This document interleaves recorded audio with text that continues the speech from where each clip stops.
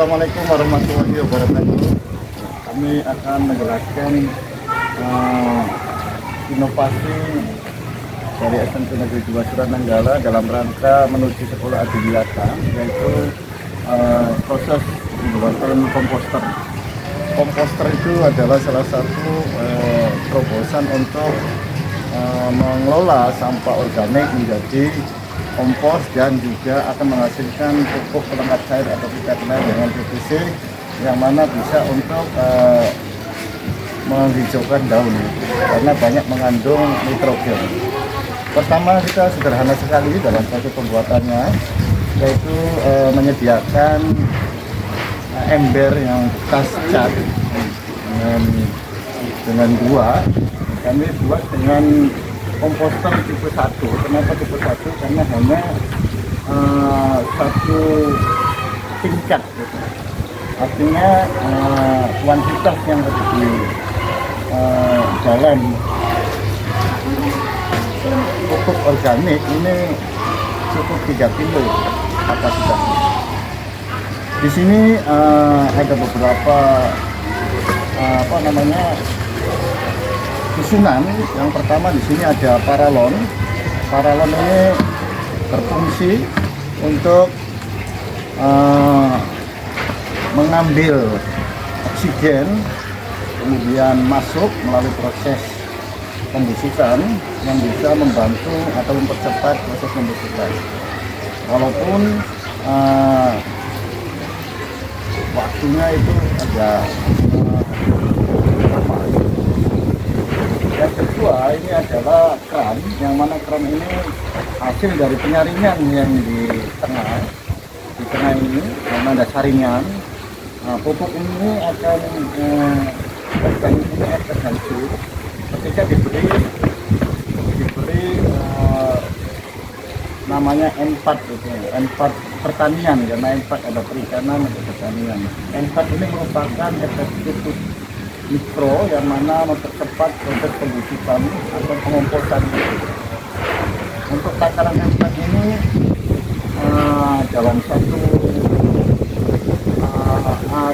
3 kilo itu cukup 10 cc.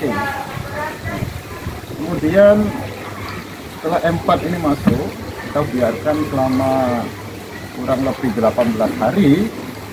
Pupuk yang organik ini akan mengurai. Karena dibantu juga ketika dibuka ini, beberapa ini akan membantu masuknya oksigen dan mempercepat penguraian. Dalam waktu 18 hari, kita mungkin bisa menghasilkan dua produk kompos yang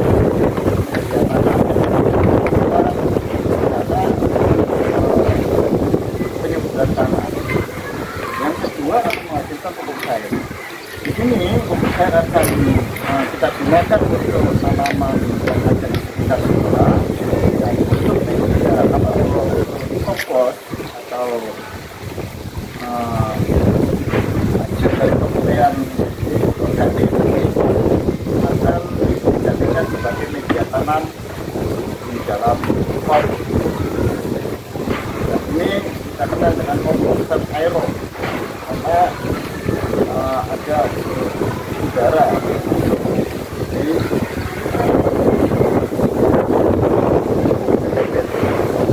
ini adalah inovasi pertama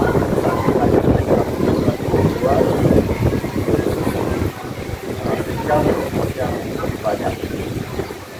Itu mungkin salah satunya, dan rencana yang akan datang ada gerakan, yaitu gerakan 100 komposter yang akan melibatkan seluruh siswa SMP baik kelas 7, 8, dan 9. Mungkin itu yang perlu saya sampaikan, pengenalan daripada komposter sebagai bahan alternatif dalam pengelolaan sampah atau pendaur ulangan sampah organik. Terima kasih. Assalamualaikum warahmatullahi wabarakatuh. Yaitu perbandingannya untuk 1 liter itu di sini ada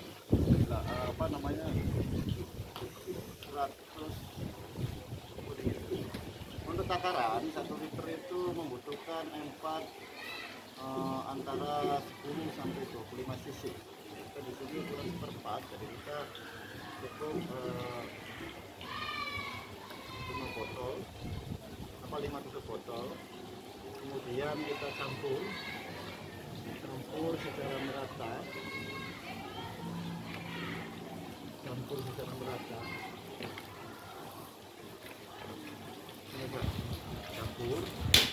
Setelah dicampur baru kita ciprat-cipratin pada pupuk daun-daunan atau pupuk organik yang sudah ada.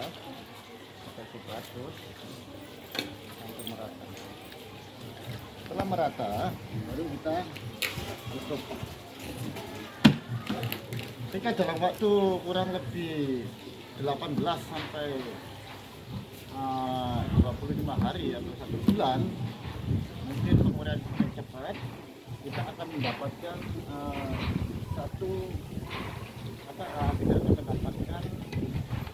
mungkin beberapa kurang lebih 5 cc kalau kita ada di dalam ikan itu. Pupuk cair ini akan digunakan untuk atau disemprotkan ke tanaman khususnya yang ada di lingkungan SMP 2 atau di taman. Salah satunya tanaman hias atau tanaman yang sifatnya untuk konsumsi sayur mungkin itu. Di sini permasalahan di sekolah kita ini ketika musim hujan ini adanya pengendangan air, sehingga bagaimana kita untuk air itu mudah teresap, sehingga dalam pengenangan itu tidak berlarut-larut. Salah satunya adalah dengan membuat biopori. Biopori ini adalah bentuk untuk resapan air, yang mana pertama kita cukup sederhana, yaitu yang dibutuhkan adalah pipa dan penutup pipa. Ini sebenarnya sudah dilubangi. Pipa ini kita lubangi ya, sebenarnya dari berbagai sudut atau sisi. Nah, tujuannya adalah untuk bagaimana air itu meresap. Semakin banyak lubang, mungkin resapan air itu akan cepat. Dan pipa ini akan dibenamkan ya, kurang lebih panjang 1 meter, sesuai dengan panjang dari bor tanah ini secara manual. Pertama kita gali dulu tanah tersebut. Kita gali pakai bor, kurang lebih kedalaman itu 1 meter, dan dengan diameter disesuaikan dengan pipa. Kenapa pipa dengan diameter 10 ya? Ini karena dengan ekor dari bor itu. Setelah kita membuat tanah yang banyak genangan air, kita masukkan pipa tersebut.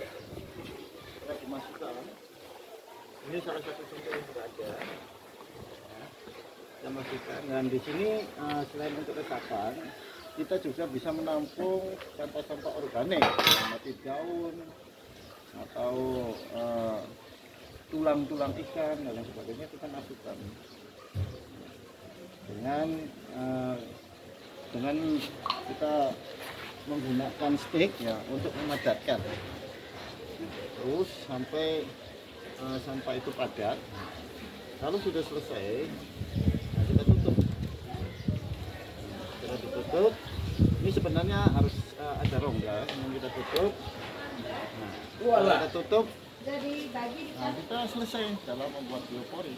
Nah, semakin banyak biopori yang dipasang di tiap sudut, ini akan semakin cepat resapan air. Dan juga ini akan menjadi kompos juga. Kita nanti diambil dengan bisa diambil langsung, bisa melalui bantuan alat untuk mengambil kompos tersebut. Nah, ini salah satu cara pembuatan kompos dengan perpaduan biopori. Jadi ada dua fungsi, fungsi sebagai kompos dan juga fungsi untuk sebagai resapan air. Mungkin itu inovasi dari biopori yang sudah dilaksanakan di SMP Negeri 2 Senanggaya. Terima kasih. Kita kenalkan dengan filterisasi air ya, yang mana ini adalah salah satu uji coba untuk menghasilkan atau memanen air. Sebenarnya ini adalah bagaimana untuk memanfaatkan air hujan. Ketika pada waktu musim hujan, mungkin air ini banyak gitu itu, ya, bahkan mubazir kalau kita biarkan. Sekolah mencoba yaitu dengan membuat tiang atau membuat namanya tempat untuk menampung air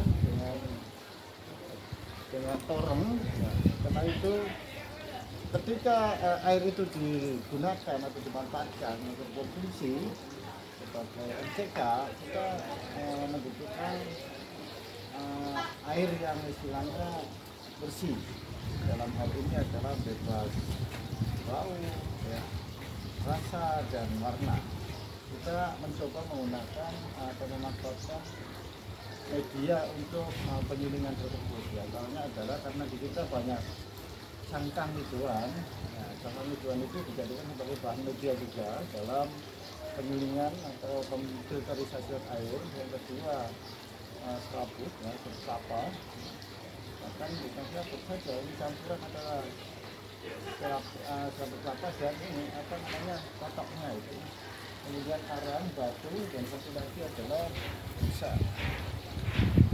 Nah, kita kenal mungkin di dalam istilah lainnya adalah kita bagaimana memanen air hujan tersebut dari penampungan itu. Nah, ini sebenarnya nanti setelah selesai penyulingan kita masuk lagi di toren besar. Toren besar ini yang menampung kurang lebih misalnya 5 cc dan bisa digunakan untuk MCK, terutama misalnya cuci tangan, kemudian untuk kebersihan kaca dan lain sebagainya, sehingga bisa dimanfaatkan, bahkan bisa untuk diminum dengan terobosan ini atau dikonsumsi. Tapi di sini masih dalam proses uji coba karena situasinya masih musim kemarau. Kita mencoba musim. Itu yang pertama, kita memanfaatkan air hujan. Yang kedua, kita memanfaatkan air sungai, karena sekolah kita itu dekat dengan sungai, yaitu sungai Parangsambung, yang mana air itu bisa masuk. Nah, kita bisa tampung lagi, kemudian difilterisasi, bisa dimanfaatkan oleh MCK lagi. Dan kita setiap hari akan menghemat air dan bisa menghemat air tidak dan bisa menghemat bisa memanfaatkan air yang lebih bersih. Ini adalah terobosan atau mengupayakan bagaimana air itu kita manfaatkan sebaik mungkin. Terima kasih. Untuk itu penjelasan singkat tentang bagaimana penyulingan atau filterisasi air untuk menuju air yang lebih bersih. Satu, memanfaatkan, intinya kesimpulannya adalah memanfaatkan air hujan dan memanfaatkan air sungai. Bagaimana air hujan dan air sungai ini kita jadikan sebagai air yang konsumsi, yang layak konsumsi